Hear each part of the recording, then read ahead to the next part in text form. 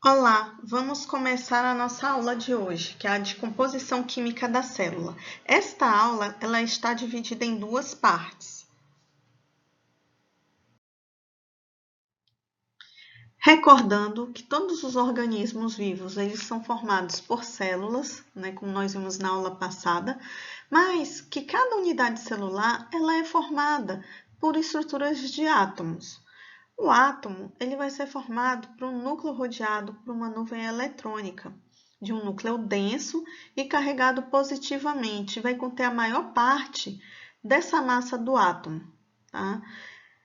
Os elétrons eles vão ser muito mais leves e carregados negativamente, ocupam espaço ao redor do núcleo, são governados pelas leis da mecânica quântica.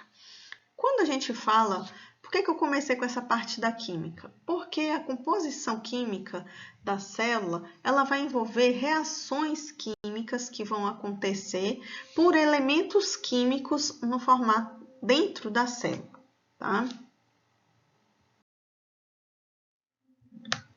Os elementos químicos da célula podem ser de duas origens, inorgânicas ou orgânicas.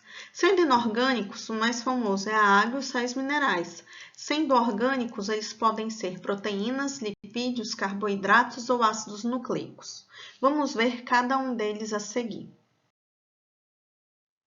Temos um exemplo neste gráfico quanto à distribuição dos elementos na crosta terrestre, que vai diferir radicalmente da distribuição nos tecidos animais. Nós vamos ter a abundância de cada elemento que vai estar expressa em porcentagem do número total de átomos presentes nas amostras biológicas e geológicas, incluindo aí a água. Tá? Assim como, por exemplo, mais de 60% dos átomos de um ser vivo são átomos de hidrogênio. A abundância relativa dos elementos vai ser semelhante em todos os seres vivos. Dentro da polaridade das substâncias, vamos ter elementos químicos de uma composição apolar e uma composição polar. Tá? A água, ele vai ser o solvente universal, principalmente utilizado para solutos como meio dispersante. Vai representar cerca de 95% em reações químicas que vão ocorrer dentro da célula.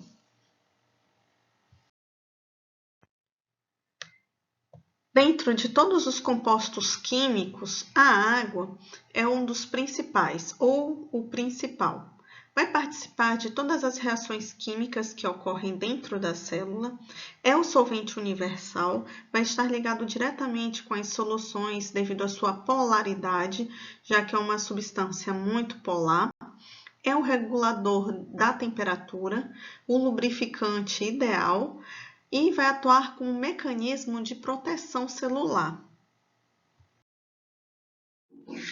Nesta figura, podemos observar as ligações ocorridas por alguns elementos químicos, ligações covalentes.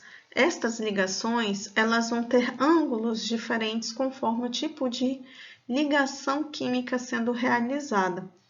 Isso é importante quando a gente entrar na estrutura de DNA, quanto às ligações de adenina com timina, citosina com guanina.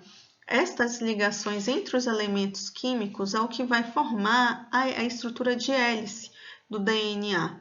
Então, é importante a gente saber a posição desses elementos químicos, principalmente na sua cadeia, e os ângulos em que essas estruturas podem formar.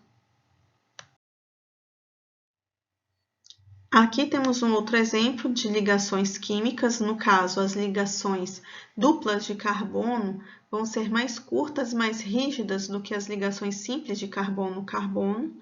Então, é o exemplo aí do etano e do eteno. Tá? Na figura A do etano, a molécula de etano ela vai ter uma ligação covalente simples entre os dois átomos de carbono, ilustrando o arranjo tetraédrico das ligações simples formadas pelo carbono, um dos grupos de CH3 ligados pela ligação covalente pode girar em relação ao outro grupo ao redor do eixo da ligação. Já no eteno, nós vamos ter uma ligação dupla entre dois átomos de carbono da molécula e alterar a geometria da ligação dos átomos de carbono. Então, tem uma diferenciação conforme o tipo de ligação química realizada. As proteínas são constituintes básicos da vida. São formadas por macromoléculas complexas que constituem cerca de 50 a 80% do peso ideal de uma célula eucariótica, por exemplo. Vamos ter aí diferentes tipos de proteínas, como vamos observar nos slides seguintes. No entanto, vale ressaltar que eles vão ter como base os polipeptídeos, formadores de ligações peptídicas, e entre os grupos amino, de um aminoácido, e o grupo carboxílico do outro, ambos ligados ao carbono alfa de cada aminoácido. Vamos obter diversos tipos de proteínas conforme suas funções. Neste quadro, podemos ter alguns exemplos. Quanto ao tipo, proteínas componentes de membranas celulares, proteínas de colágeno, proteínas de queratina, hormônios peptídeos, como a insulina, por exemplo, hormônios de crescimento, hemoglobina, anticorpos, proteínas plasmáticas, proteínas musculares e enzimas.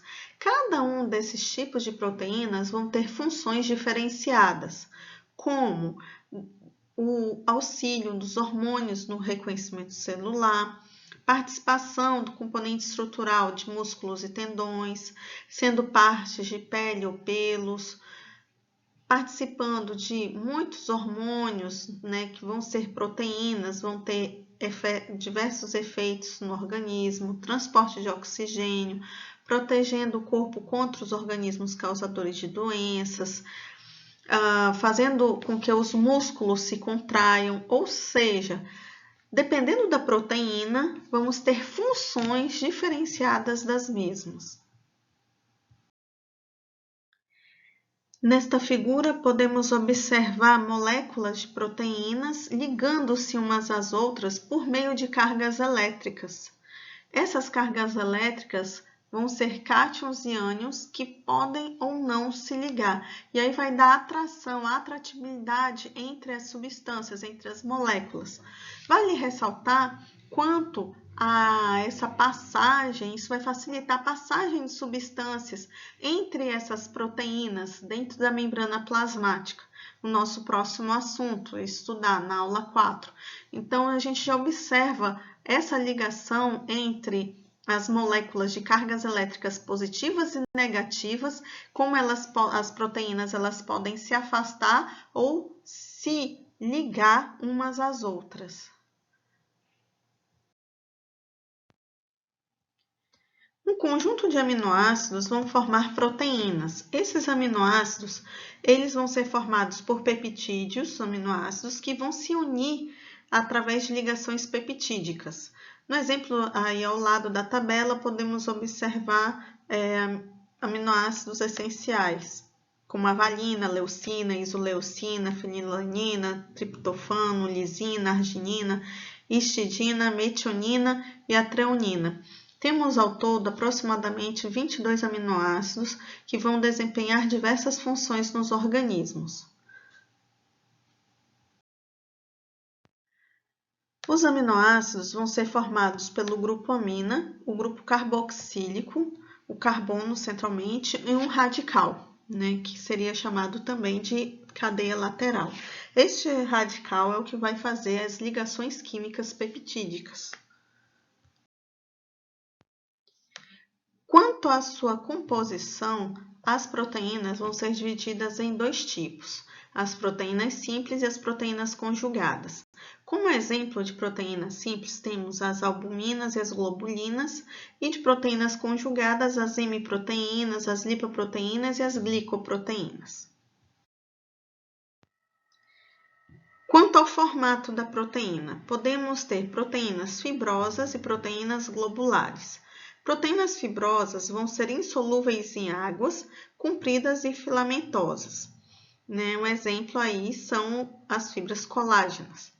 Proteínas globulares geralmente vão ser solúveis em água, vão formar estruturas compactas, fortemente enroladas em forma globular ou esférica. Um exemplo é a hemoglobina. Quanto ao grau de estruturação das proteínas, elas são divididas em estruturas primárias, secundárias, terciárias e quaternárias. Na estrutura primária, nós vamos ter ligações simples, peptídicas. Nas ligações secundárias, nós vamos ter a formação de pontes de hidrogênio, as interações de Van der Waals, interações eletrostáticas e interações hidrofóbicas. Nas estruturas terciárias e quaternárias, nós vamos ter as pontes de hidrogênio, as interações de Van der Waals, interações eletrostáticas, interações hidrofóbicas, além das uniões covalentes de disulfeto.